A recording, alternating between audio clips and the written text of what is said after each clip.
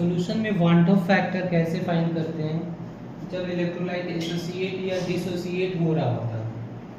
तो strong electrolyte के case में तो काफ़ी इजी होता है कि जो भी आयंस में स्प्लिट होंगे उसके numbers divided by original number. That means यहाँ पे 2 आयंस मिले डिवाइडेड बाय हमने एक पार्टिकल डाला, 2 पार्टिकल्स मिल गए तो 2/1 क्या हो गया 2 हो जाएगा। स्ट्रॉन्ग इलेक्ट्रोलाइट में जितने आयंस बनेंगे डिवाइडेड बाय ओरिजिनल हमने कितना डाला था पार्टिकल, तो वो हो गया हमारा वांट ऑफ फैक्टर।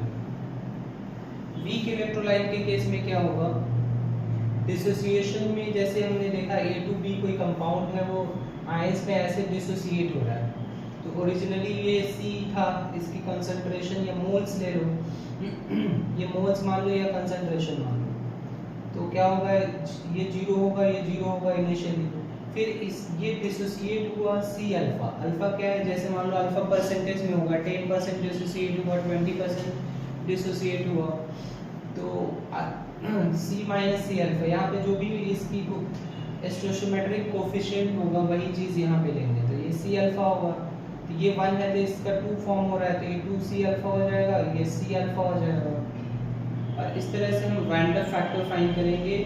तो हमने कितना ऑब्जॉर्ब मोल्स पाया, तो C minus C alpha plus this divided by originally हमने C डाला था, तो यहाँ से कैंसिल होके 1 + 2 अल्फा आ गया, जो कि हम देखेंगे। तो यहाँ पर डिसोसिएशन के केस में जनरली I की वैल्यू जो होती है 1 से क्या होती है ग्रेटर होती है।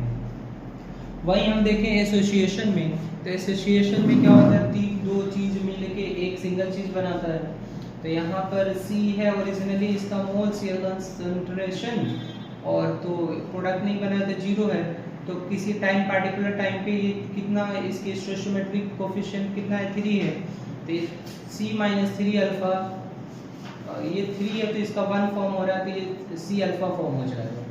फिर हमने इतना ऑब्जॉर्व करा और ओरिजिनली C डाला था, तो डिवाइड करेंगे तो 1 - 2 अल्फा आ जाएगा। दैट मीन्स इस केस में I की जो वैल्यू होगी वो 1 से लेसर होगी। वांट ऑफ फैक्टर काफ़ी ज़्यादा इंपॉर्टेंट होता है कोलिगेटिव प्रॉपर्टीज फाइंड करने के लिए।